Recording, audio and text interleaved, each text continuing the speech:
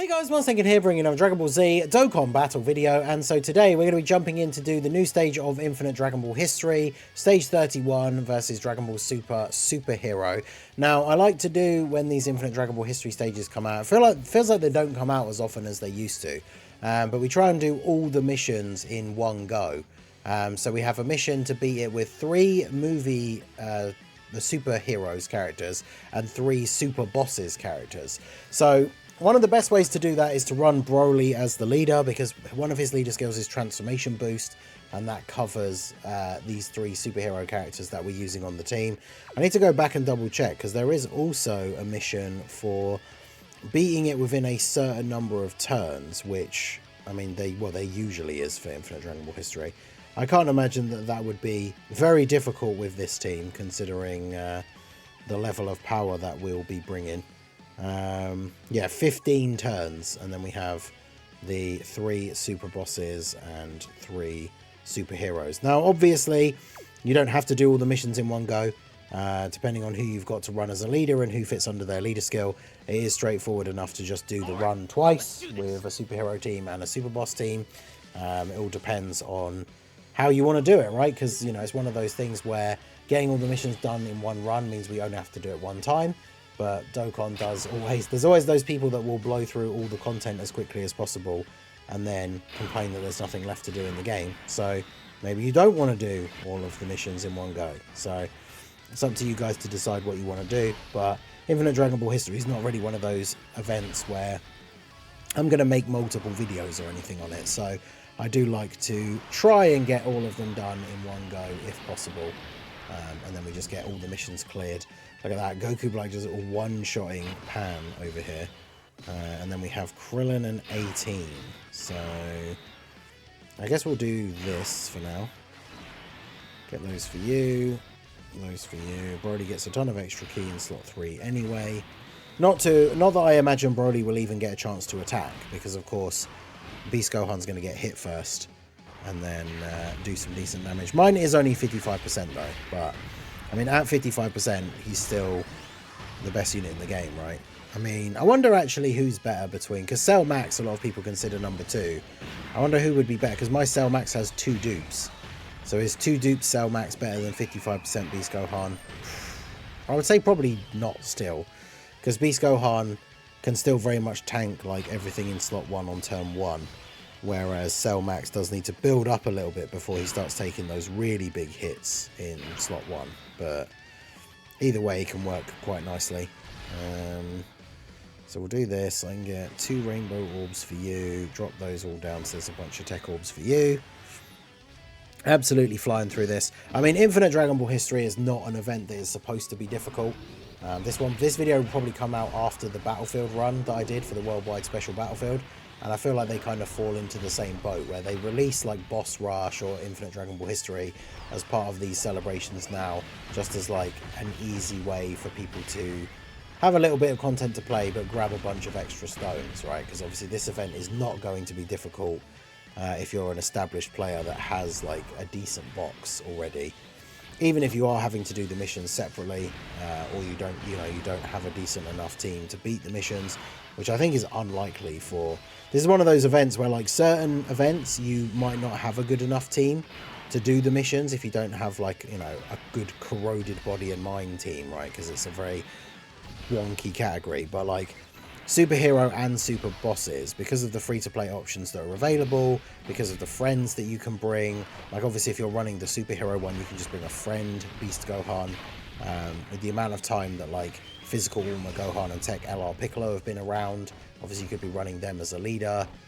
So it shouldn't be too difficult for everyone to get these missions done, even if you are doing them as 2 separate runs for superhero and super bosses, and using some free-to-play characters on the team as well, if you need to. I mean, even some of the older, like, Dokkan Fest for these categories will still be good, because Infinite Dragon Ball History is not a super hard event. Bear in mind, of course, we didn't even bring like all of the Universe 7, like the reps of Universe 7 LRs, like the UI Gokus and Blue Evolution Vegeta. They're all technically superhero characters. So the superheroes one specifically is obviously very, very easy to do. But we'll go ahead and transform Broly here.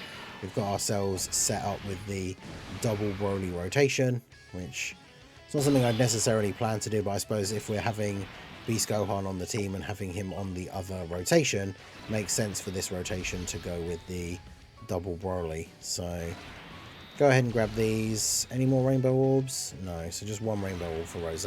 Not that it matters, because I mean AGL Broly almost certainly will just absolutely destroy Piccolo here. 20 mil, because of course we're running double Broly lead, so he's getting the full 200%. I think Beast gets the full 200% because Broly does have Exploding Rage as the extra 30, but neither of the Gogeas get the full 170 from Broly here. But that's fine, they're still good enough units. Yeah, Broly here just absolutely stomping Piccolo. He survived with the tiniest sliver of health, only to be hit with another 14 million attack stat super. So yeah, GG, Orange Piccolo. So who have we got next? We got Cell Max. Okay. So I mean, for the sake of the canon, I guess we'll use Beast Gohan's active skill.